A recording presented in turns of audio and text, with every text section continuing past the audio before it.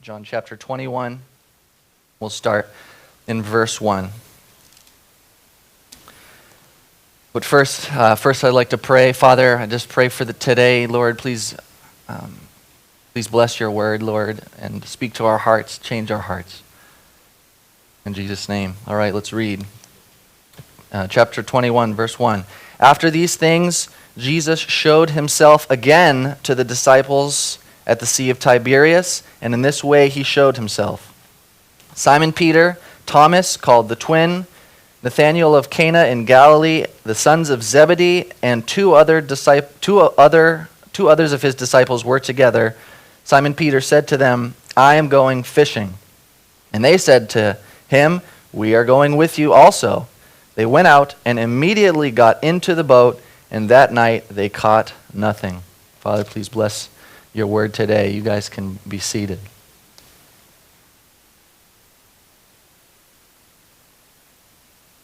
So the first three words of verse 1 are "after these things," which begs the question, what, right? After what things? It's my own fault for choosing to teach from a book at the complete end of the story. It really begs context. And so I'll just spend a little bit of time providing a little bit of context for John 21. Where are we? What are we talking about? Who are these people? And I won't go all the way back to Genesis chapter 1 because we'd be here for weeks with getting context. That's really where the story begins. But I'll just tell you that this chapter is a little bit strange in the book of John because you can't really just go back a couple verses or really even a chapter to get context. Chapter 20, verse 30 is kind of like the end. It says, "Truly Jesus did many other things, many other signs in the presence of his disciples, which are not written in this book, but these are written that you may believe that Jesus is the Christ, the Son of God, and believing that you may have life in his name." So that's really, I think, it could have been a suitable ending, right? He tells the story of Jesus, right? Many of you know the story of Jesus, the passion of Jesus. He came as a baby. He was born from a virgin. He lived a perfect life. He died on a cross. He was buried in a tomb. He rose from the dead on the third day. Now he's appeared to his disciples on multiple occasions. He commissions them to go and tell people about him. He says, "Go preach the gospel." And then in the end of chapter 20, John says, "And then we did," and this is all the things that Jesus did. But then chapter 21 starts. So really, for context of chapter 21, we have to go back to chapter 13. Chapter 13, you don't have to turn there. The verses will be on the screen. Chapter 13 was during the Last Supper. The Last Supper was a special time for Jesus. Some of you know about the Last Supper. It's where he instituted communion. And it was really the last time that he would get to spend quality, uninterrupted time with his friends before he went to the cross. And during the Last Supper, Simon Peter asks Jesus, in verse 36 through 38, Simon Peter asks him, "Lord, where are you going?" And Jesus replied, "Where I am going, you cannot follow now, but you will follow later." And Peter asked, "Lord, why can't I follow you now? I will lay down my life for you." Then Jesus said, "Will you really lay down your life for me? Truly, I tell you, before the rooster crows, you will disown me 3 times. Which is a little, maybe you can think of it like as an intimate dinner, a little bit shocking maybe to Peter in the middle of this like nice, candlelit dinner or whatever it was that they were all having together. But it maybe doesn't come as a surprise since Jesus said it would happen, that the very thing that Jesus said would happen did happen. And I'll summarize what happens next. Jesus and the disciples, they leave the room where they were eating the Last Supper to go to the Garden of Gethsemane, where they used to go often. They used to pray there. They used to hang out there. And then Judas, who betrayed Jesus, he led the soldiers to the garden to arrest Jesus, where he was taken away to stand trial for all of his crimes that he had committed. And Peter followed him. The Bible mentions that only 2 disciples followed him. All the other ones ran away. John was following a little closer, and he got into like the courtyard where everything was happening, and he gets Peter in, and so Peter's in the courtyard, and Jesus is, standing trial for these false accusations, and then someone looks at Peter and says, "You know Jesus, right?" And he says, "No, I don't know Jesus." And I'm like, "Oh," and then someone else says, "No, I'm pretty sure that you know Jesus. I'm pretty sure you do, right?" And Peter says, No, I'm serious. I don't know him. I've never even heard of him." And then someone else comes up to Jesus and says, "Listen, I know that you're with Jesus. I recognize your accent. I literally saw you an hour ago with him in the garden. You are totally one of Jesus' followers." And Jesus, it says Peter, the Gospel of Matthew says he began to swear, he began to curse. He said, "I swear to God, I do not know that man." And at that moment, right, a rooster crows, and then it says Jesus turned and he looked at Jesus. He looked at Peter. And then Peter flees. And he goes and he weeps. And all 4 Gospels tell this story. It's very tragic, and it's a very important part of the Gospel to see that kind of failure in someone who would become Peter. And it's very important for us to know as context for chapter 21, because until chapter 21, this really terrible part of the story has not been resolved. We know what happens next, right? We know that Jesus rose from the dead, right? But what about Peter? What would happen to him? Is he going to just fade off? Like, why do we think good things about Peter? So this is the context for chapter 21. It says that Peter, he says he's going fishing. Does anyone know what Peter's job was before he met Jesus? He was a fisherman. Is there anything wrong with being a fisherman? Does anyone know a fisherman? I know a fisherman. There's nothing wrong with being a fisherman, right? But Jesus called him away from fishing. The stories in Luke 5, Jesus is preaching in the north of Israel, near this sea where they're at now, and there's so many people that are listening to him that he gets into a fisherman's boat. He sees a fisherman's boat, and he gets into the boat and puts out a little bit from shore so that he can speak better to all the people. And this fisherman's boat happened to be Peter's boat.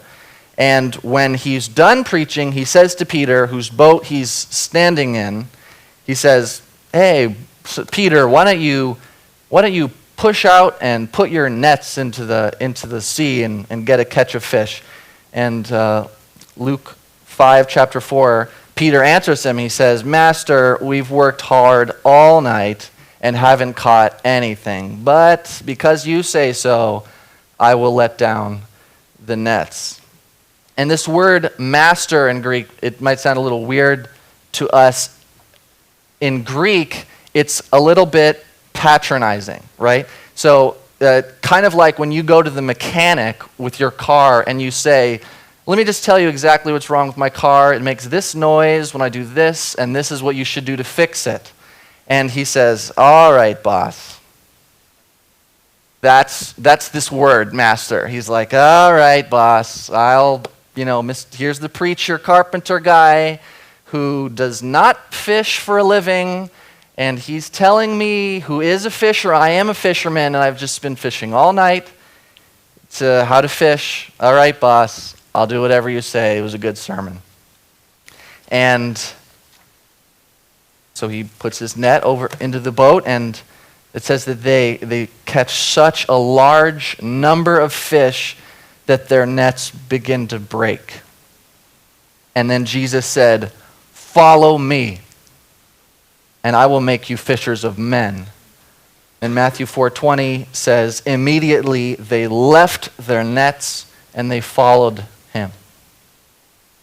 So here we have Peter, who used to be a fisherman. He left fishing to follow Jesus, and he would become one of Jesus' most prominent disciples, and maybe the most. If you think of like one of the apostles, you probably think of St. Peter. He's very outspoken, he's very influential, he's a leader in this group, and then he burns it all down in one night when he denies Jesus vehemently 3 times. And it turned out fine for Jesus. Like Jesus, God's plan of redemption wasn't stopped because Peter failed. Praise the Lord, but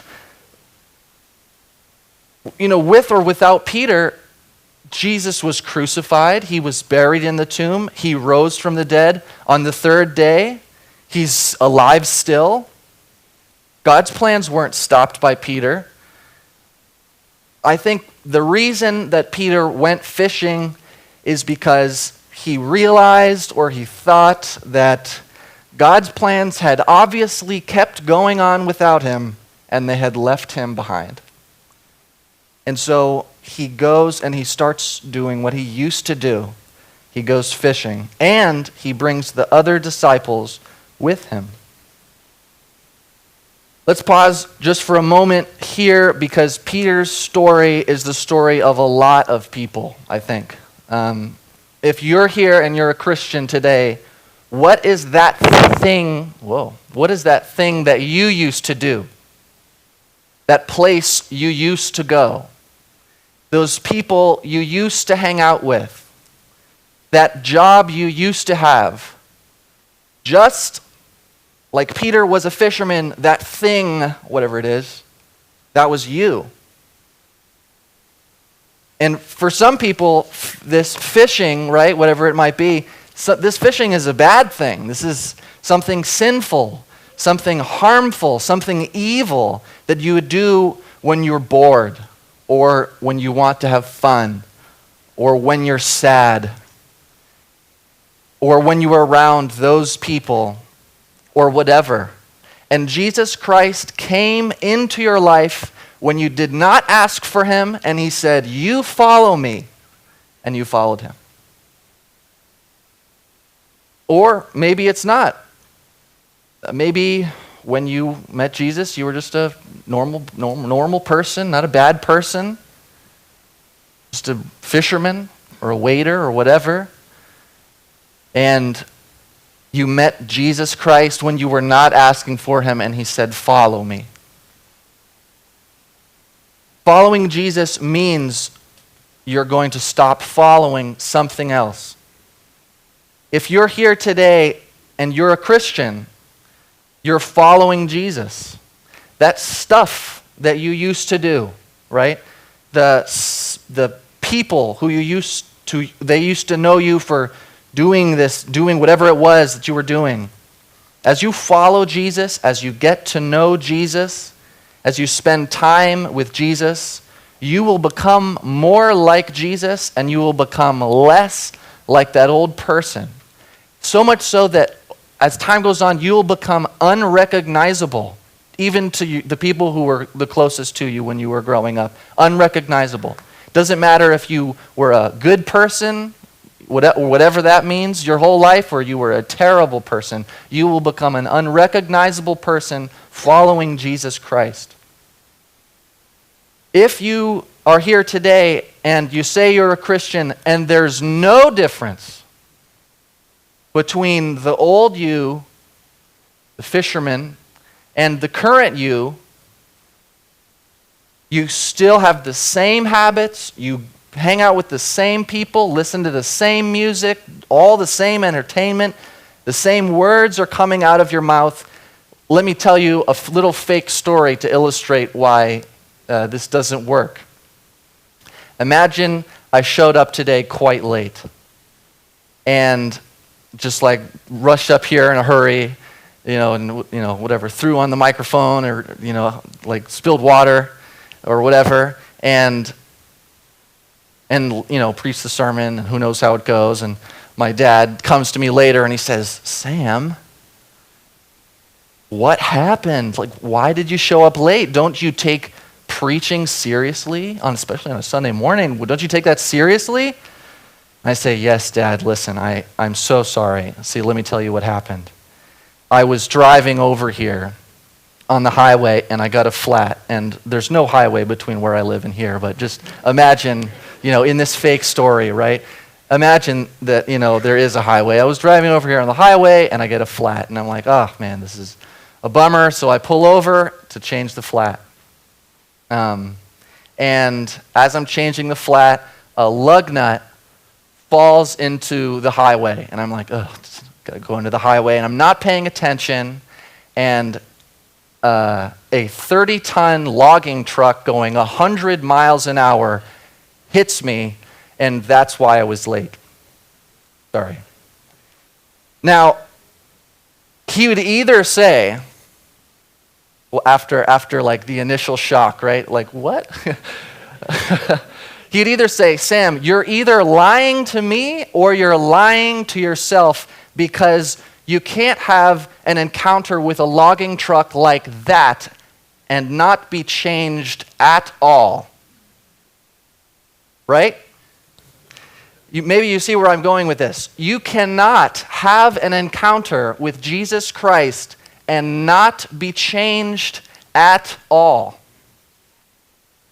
If you follow Jesus, you will change and you will leave stuff behind. And if you're not willing to leave stuff behind and you haven't changed, you're not following Jesus.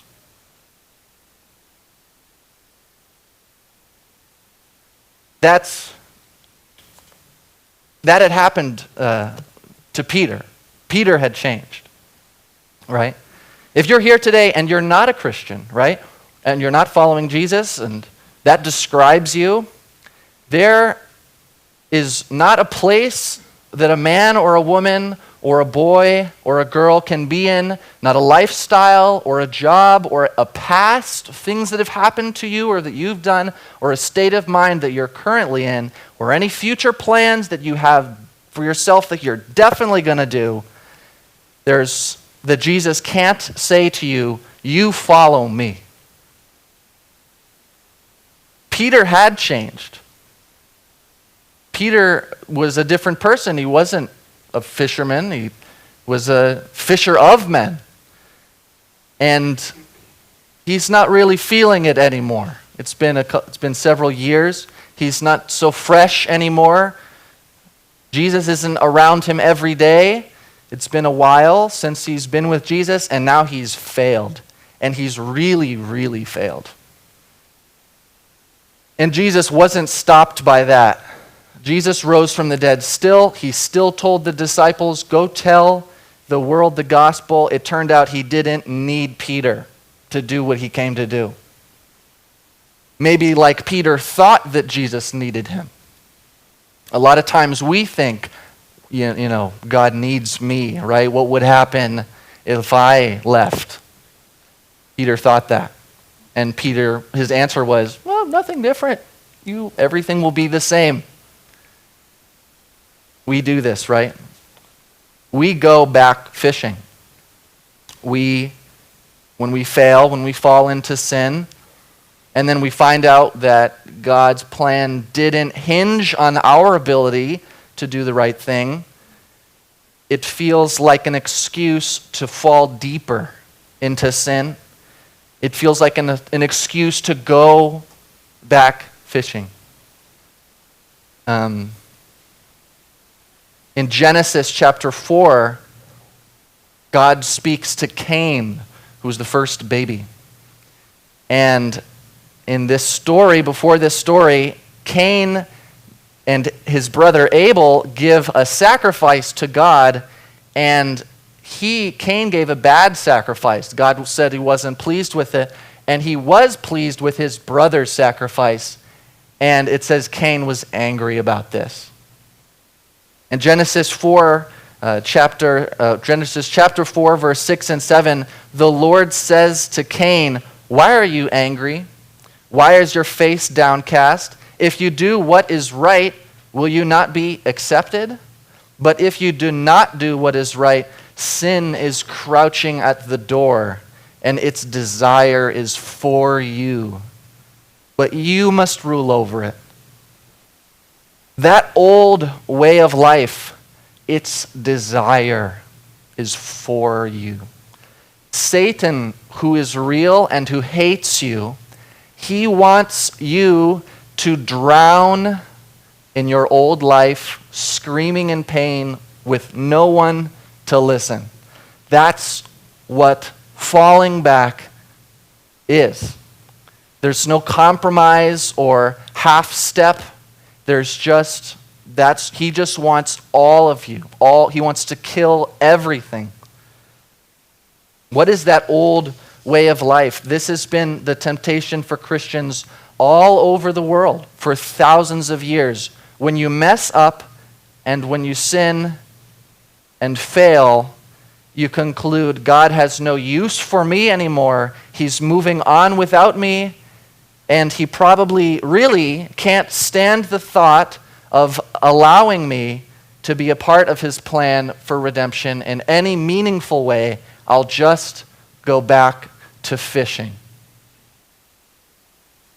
Back to that thing, back to those people, back to that place or the job or whatever it was that Jesus called you out of when he said, "Follow me." Peter lost when he denied Christ, and he gave up when he went fishing. And how does he do fishing? He catches nothing. That's probably a good thing for Peter, that he catches nothing. Imagine if he had a great night and he was like, "Well, I'll just do this then," right? It was a bad night for Peter. That's a good thing, that God can bring us in our place of giving up and just really, really not enjoy ourselves there. That's a good thing. That is a mercy from God. Let's keep reading in verse 4 and 5. It says, early in the morning,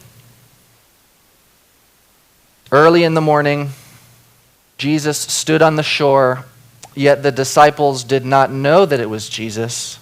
And Jesus said to them, "Children, have you any food?" And they answered, "No." They spend the night not catching fish, and now it's morning. And John tells us that Jesus stood on the shore and they didn't know that it was him. This is probably not weird. It's morning, they're tired. Also, my dad and I talk about this sometime. Like it always says like they never ask, "Oh, is this Jesus?" Because they know. Like, why do they ask that? It's because when you see someone die a horrific death and they show up in your room 3 days later, fine, that's weird, right? That's not normal. It's not like, "Oh, here you are, like, of course," right? No, that doesn't happen, right? That's, they weren't expecting Jesus. They were tired. It was the morning, and Jesus calls out to them. He says, "Children, do you have any food?" And let me just speculate. It's not weird to ask a fisherman, "Have you caught anything?" or "What did you catch?" That's not weird. It is a little weird, I think, to say to a boatload of fishermen, to call them children. I think that's weird. I wonder if this is where they first started thinking, like, who is this standing at the shore at 5 a.m? And here's another weird thing. Jesus is asking them a question. Do you know that there is no question that God can ask you that he didn't know the answer to, like way before you were born? He knows they didn't catch any fish. Why is he asking them? When God called to Adam and Eve in the garden, after they sinned, they ate the fruit and they're hiding from them, and he says, "Where are you?" He's not like, "Oh man, are they over here? Where are they?" He's not looking for them. He's looking right at them. Where are you? He wants them to respond properly to him. He's not asking them because he doesn't know that they haven't caught any fish. He's probably the reason they haven't caught any fish. He's asking them because he wants them to start remembering, start thinking again. He wants Peter to remember, because remember Peter's in the boat with them, who he called Peter to be in spite of everything that Peter has done. Central to this relationship that we have with Jesus is Jesus' authority. Right? He can call us children if he wants to. Verse 6 and 7, he says to them, "Cast your nets on the right side of the boat, and you will find some. You'll find some fish." So they cast their nets, and now they're not able to draw it in because of the multitude of fish. Therefore, the disciple whom Jesus loved, that's John, the Apostle John speaking of himself, the disciple that Jesus loved said to Peter, "It's the Lord." Now when Simon Peter heard that it was the Lord, he put on his outer garment, for he had removed it, and he plunged into the sea. This is deja vu, I think probably like nothing else. Do you guys remember how Jesus called these disciples? Right? All of a sudden, all the lights are turning on and all the bells are ringing. And these guys, truly, they're the ultimate fanboys. They love being around Jesus. They really miss Jesus. And here he is. He shows up. They're not asking for him. And he shows up at 5 a.m. on the beach. And he's affirming to them that he hasn't forgotten about them, even though they're fishing. That he hasn't passed them by and moved on to someone else. He hasn't changed his mind about who he thinks that they are. And remember how he convinced them to follow him in the first place. He gives them the greatest catch they'd ever had as professional fishermen. And in his mercy and his kindness, and really, I think, a great sense of humor, he tells them, again, "I want you to follow me," by giving them just a fantastic catch of fish. Do you know, Christian, that if you've fallen into sin and not walked on the path that you know God has wanted you to walk on, it's not Jesus' desire to just kick you and beat you up until you are better. Although he will kick you in the rear if the first way doesn't work. There's a pastor that I listen to, and he says that the Lord wants you to hear in the ear or in the rear. He'll tell you. He'll tell you. Jesus, he begins to tell them, "I love you. I see you. I'm here with you. Follow me." He's not some disappointed, angry, aloof older brother that we can never be good enough for. That's not who God is. Not to his children. Really not to anybody. And so now, these guys in this boat are something is different now. They get the fish in, and there's all these probably crazy emotions going on. You know how I know that at least Peter something had changed for him, was because Peter, who it says that he had taken off his outer garment, so he was like fishing in like a swimsuits or whatever, working all night. He's not like wearing heavy clothing. He's working up a sweat, so he's just wearing his work clothes, his fishing work clothes. It says that he puts on his coat and then he jumps into the water and swims to shore. Maybe, I think, he wasn't thinking clearly at that moment. He could have swam to shore in what he was wearing, but instead he arrives to Jesus just dripping wet. Anyway, let's read verse 8 through 12. The other disciples came in the little boat, for they were not far from the land, about 200 cubits. That's about like the length of a football field, dragging the net with fish. As soon as they had come to land, they saw a coal of fires there, fish laid on it, and bread. And Jesus said to them, "Bring some of the fish which you have caught." And Simon Peter went and dragged the net to land, full of large fish, 153, and although there were so many, the net was not broken. And Jesus said to them, "Come and eat breakfast." Yet none of the disciples dared ask him, "Who are you?" knowing that it was the Lord. There's one little thing. Jesus prepared a breakfast of fish and bread for them, but then he asks them to bring some of the fish that they caught.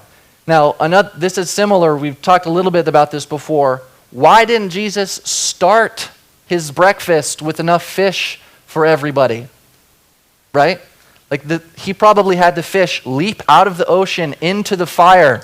Like this, he didn't have to wait for them to finish the meal. That didn't have to happen. And don't you know that Jesus doesn't need your help? He wants to be involved with you. It's like I don't need my daughter to help me with anything. But I want to spend time with her. It's a very happy day for a Christian who realizes that Jesus wants to spend time alone with you. Not here in this group, not just here in this group at church or at a Bible study or he wants alone time with you. Let's keep reading. Verse 13 and 14. Then Jesus came and took the bread and gave it to them, and likewise the fish. Now this is the third time that Jesus showed himself to the disciples after he was raised from the dead. It's really it's just such a heartwarming place, right? Where they are right now. Spending all night doing just a terrible job fishing. Jesus is here. He's cooked probably the greatest breakfast of all time for them. And I wonder what they were talking about. What do you talk about with someone who's just risen from the dead? Who you're also very sure is God in the flesh. What do you talk about over breakfast with him? I have no idea. It doesn't matter because the Bible doesn't tell us. It does tell us what they talked about after breakfast. In verse 15 and 16, it says, "When they had eaten breakfast, Jesus said to Simon Peter, 'Simon, son of Jonah, do you love me more than these?' And he said to him, 'Yes, Lord, you know that I love you.' And he said to him, 'Feed my lambs.' He said to him a second time, 'Simon, son of Jonah, do you love me?' And he said to him, 'Yes, Lord, you know I love you.' So he said to him, 'Tend my sheep.'" Jesus is going to the place that Peter doesn't want to go. Talk about anything except for this. But Jesus knows he's got to bring Peter to this place before he can become who he will become. And do you know that Jesus wants to do that with you in your life? He wants to clean off all of your shame, take that 300-pound backpack of guilt that you carry with you because of those things that you did or those things that were done to you. And he wants to take that from you. He knew that Peter was carrying it. He knows it when you're carrying it. He says, Simon, son of Jonah. Some of your Bibles will say son of John, Jonas. It's the same name with different pronunciations. Also, Simon was Peter's name before Jesus met him and gave him the new name. So sometimes he's called Simon, sometimes he's called Simon Peter, sometimes he's called Peter. It's the same person, so don't be confused about that. He says, Simon, son of Jonah, do you love me more than these? And Peter says, yes, Lord, you know that I love you.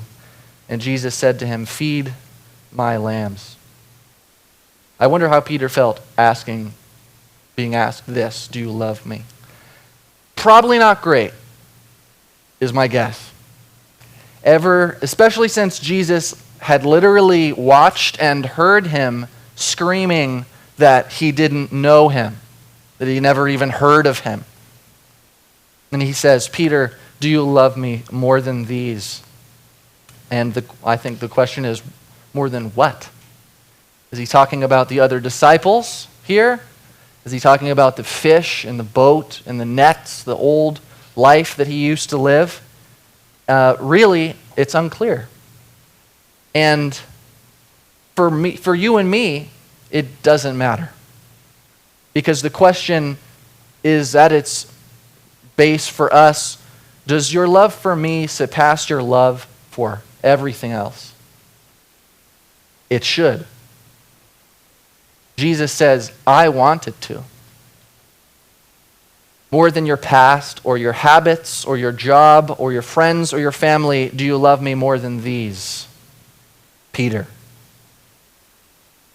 So now, my dad told me not to do this. A little bit of Greek. There are different words for love in Greek. Sometimes we lament the use of the word love in the English language, and it kind of fails us here. There's the word in Greek which is for like bodily, like physical love, like I love Sunday with whatever, I love, a warm cinnamon bun, or I love kissing my wife, like whatever, that's like this physical love. There's a family love, like, well, guy's annoying, but I love him no matter what, that's family love. That's a different kind of love. There's phileo, which is a brotherly kind love, which you have for your friends and the people who you like spending time with. And then there's another special word which the Bible really popularized. It's agape, which is an unconditional spiritual love. It's really an ultimate love, a love that surpasses all loves, that's totally devoted, with no strings attached, totally enamored. And so Jesus, they're sitting around the fire, they finished breakfast, and he looks at Peter and he says, do you have ultimate love for me? He uses that word, agape. Do you know that God has ultimate love for you? Ultimate love. The Song of Solomon, chapter 8, verse 6. Song of Solomon is a picture of love, right? The kind of love relationship that God desires to have with you, with people, with individual people. Song of Solomon, chapter 8, verse 6 says, set me as a seal upon your heart, as a seal upon your arm, for love is as strong as death, and jealousy as cruel as the grave. Its flames are flames of fire, a most vehement flame. Ooh. This is passionate, intense, intimate, ultimate love that God wants to have with you. And if that makes you uncomfortable, the Bible makes it uncomfortable, not me. If passionate, intense, intimate, ultimate love with God sounds weird to you, or like something that you don't want, I'm afraid it's because you're either afraid of intimacy with anyone, or with God maybe, or you have a twisted, one-dimensional view of intimacy and love. If you're here today and you're a Christian, do you know that God has this kind of love for you that burns with a vehement flame? And he wants ultimate love from you. If you're here today and you're not a Christian, do you know that Jesus has ultimate love for you? And that he wants ultimate love from you? Romans 5:8, which Dan quoted in the worship, says that God demonstrates his love towards us, and that while we were yet sinners, Christ died for us. In other words, when we were spiritually dead and we were enemies of God in our thoughts and in our actions, God demonstrated ultimate love for us by sacrificing his Son. Do you know that even though Jesus knows all the stuff you've done and will do, all the things that you would never, ever want to tell anyone, you don't want anyone to know, that he knew it and he died for you with love in his heart? I wasn't good or deserving of this love. No one is, no one was, but Jesus gave it anyway, and he asks Peter, Peter, do you have that kind of love for me? And in English, right, it reads, yes, Lord, you know that I love you. But Peter didn't use the word that we're talking about for ultimate love. He uses a different word. He uses the word phileo, which is brotherly love, fond love. So for our non-Greek speaking ears, the conversation kind of goes like this. Jesus says, Peter, do you have ultimate love for me? And Peter says, Lord, you know that I'm very fond of you. Peter is not deceived here. He's not lying to himself. He's not lying to Jesus. He's not pretending to be better than he is, because he knows the cat is out of the bag, or the cat is rather in the bag is in the river. There's nothing else to do. Like, Jesus knows who he is. He knows he has no business saying to Jesus that he has the same kind of love for him that Jesus has and wants from him. He knows that. He knows that Jesus knows that he isn't loving Jesus in the way that he deserves. He knows that he's failing Jesus right now because he just got home from fishing. And what is Jesus' response? He says, feed my lambs. Jesus doesn't bring up what Peter did or how it made him feel, which had probably hurt him very much. He just says, feed my lambs. Do you know, Christian, that what God's will is for your life? Here it is, right here. You can start right here. Feed my lambs. Take care of my little ones. Take care of the people who can't take care of themselves. And Christian, wherever you are, whatever you have done or whatever you have not done, Jesus calls you, feed my lambs. And notice Peter, he says, Lord, you know that I love you. You know that I'm very fond of you. He says, you know all things. You know that I'm very fond of you. He knows that Jesus knows all things. He knows that Jesus knows that Peter can at least say that much. Some people here today, some people in life that you may meet are scared because God knows everything about me. I don't want that. I want him to know everything about me. Maybe just, the things that I show other people on my Instagram, maybe you can know that. But let this be a comfort to you that when you realize who Jesus truly is and who you truly are, that even though you know that Jesus saw you do that thing or go to that place or look at that or talk to that person, when he sees you, when he's watching you deny him like he watched Peter, it's in that time that I desperately need to believe that Jesus still knows that even though I don't love him like I should, that I do love him. I really need that. Jesus knows that Jesus knows that about Peter. He knows that in his broken, imperfect way that he does love Jesus, and he doesn't miss a beat.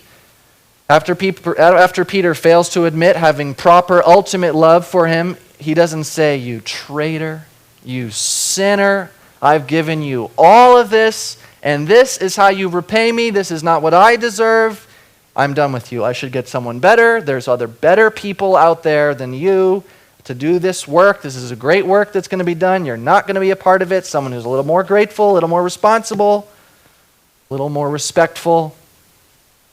Jesus doesn't say that. He doesn't bring up the past. He says, "Feed my lambs. Take care of my little ones. Take care of my sheep." You know, when Jesus was around, no one could mess with his lambs. He was there to step in to protect his lambs. He was smarter than the lawyers. He could walk on water. He could control the weather. But he says to Peter, "Peter, I'm going away. I need you to feed my lambs." Can you do that, Peter? Christian, can you do that? Can I do that? Do you know that God still has lambs that need to be fed and need to be cared for? Do you know that taking care of people in this way is God's ultimate plan for your life, for my life? Let me encourage you, Christian, people will not come to Christ because of your staunch political views. Do you know that?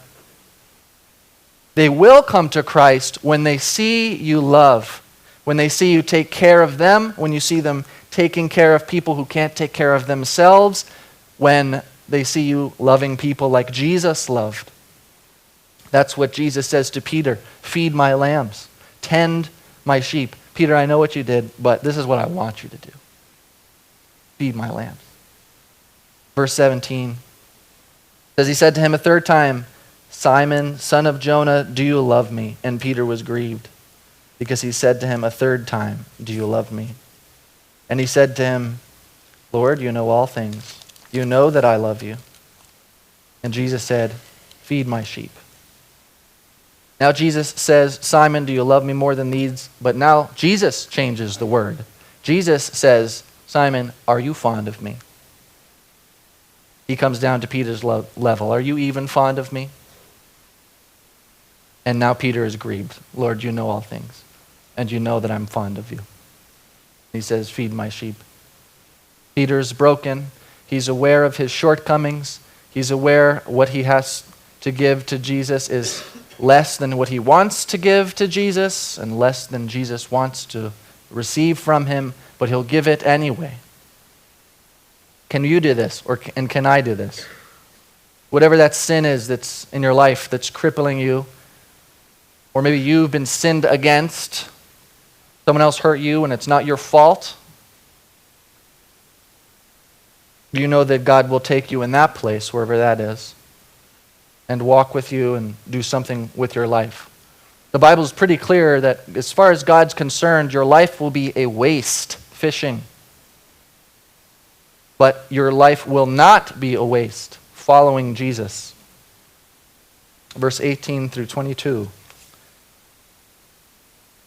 "Most assuredly," this is Jesus speaking, "most assuredly I say to you, when you were younger, you girded yourself, you walked where you wished, but when you are old, you will stretch out your hands, and another will gird you and carry you where you do not wish." This he spoke, signifying by what death he would glorify God. And when he had spoken this, he said to him, "Follow me."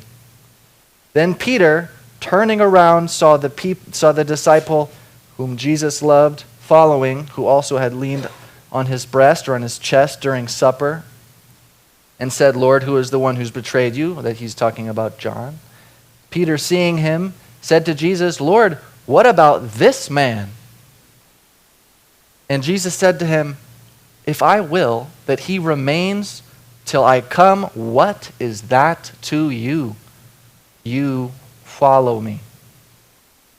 Jesus has just exhorted Peter to take care of the flock of God. And now he changes gears and says, Peter, if you follow me, there's going to be pain for you. Painful end. Regardless of this, follow me. Regardless of the circumstances, follow me. This is Jesus' charge to every person. Follow me. When good things happen, follow me.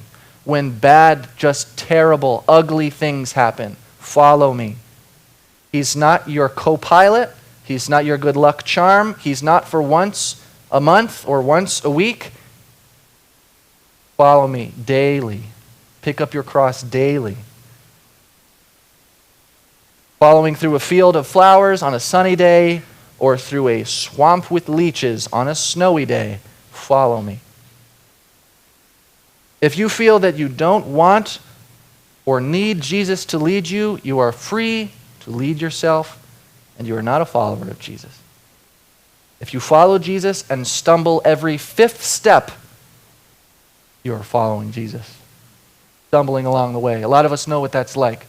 Get back up, Jesus says. Follow me. Peter hears this and he says, so weird. What about this guy? Like, I'm going to be captured and my hands are going to be stretched out. What about him? Jesus' answer is just perfect for every person here. He says, your walk, Peter, is not about him. It's about you. You follow me. My walk needs to be about me and Jesus. If my walk consists of a once-a-week Sunday service, my walk with Jesus is not about Jesus. It's about something else, maybe about getting together with people. Meaningful spiritual growth happens with time consistently spent alone, deep, intimate, personal love with Jesus. If my walk ends because a person in my life dies, or goes away, or does something bad, then my walk with Jesus was not about my love for Jesus. It was about that person. If I could have the worship team come up. Jesus looks at each person and he says, follow me. Don't worry about him or her. If that pastor dies, or that priest has sinned, or my mother gets sick, you follow me. If someone else is more successful than you, or someone else gets married and you don't, you follow me. What about the Christians in other places? What about the Christians who live in the South and it's so easy there and they can have a building with, plenty of space for children's ministry and no one makes fun of them for being Christians, because everyone's a Christian everywhere. What about them? That's not fair. No. You follow me here where you are. Or what about the Christians who are in Yemen, where there's war right now, or in Hong Kong, or in North Korea? What about them? It's not fair. Listen, you follow me, says Jesus to each person in this room.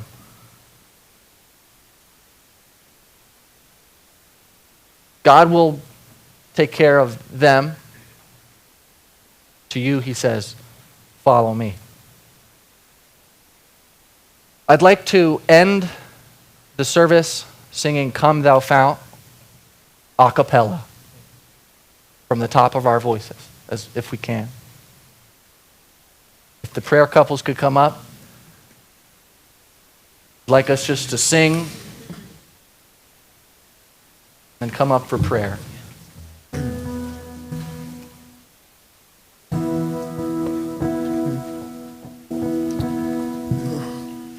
Let's stand.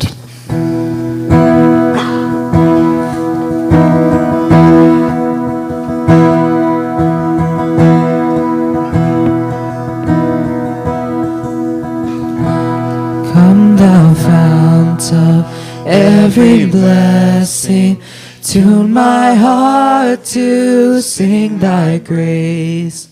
streams of mercy never ceasing. Call for songs of loudest praise. Teach me some melodious sonnet sung by flaming tongues above. Praise the mountain, fix upon it, mount of thy redeeming love. Here I raise my Ebenezer, hither by thy help I've come, and I hope by thy good pleasure safely to arrive at home. Jesus sought me when a stranger, wandering from the fold of God. He to rescue me from danger interposed his precious blood. Oh, to grace, how great a debtor daily I'm constrained to thee. Let thy goodness, like a fetter, bind my wandering heart to thee. Prone to wander, Lord, I feel it. Prone to leave the God I love. Here's my heart, oh, take and seal it. Seal it for thy courts above. All right. I'd now like us to move into a time of prayer. My prayer for this sermon today was that people in here would understand that God is speaking to you through His Word. If you felt that today, if you felt that you are Peter and that you are fishing, when you know what He has said to you, when you know what He has called you to be, then come up and have some of these people pray for you and follow Him. If you're that Christian who comes here once a week and never spends meaningful time with Jesus, doesn't have intimate, personal, deep love with Jesus, today's the day. Follow Jesus. Follow Him. If you're here today and you felt God speaking to your heart for the first time, He's telling you, follow me. So as the worship team continues to pray, continues to play, come up and have someone pray for you. And follow Him. Today's the day.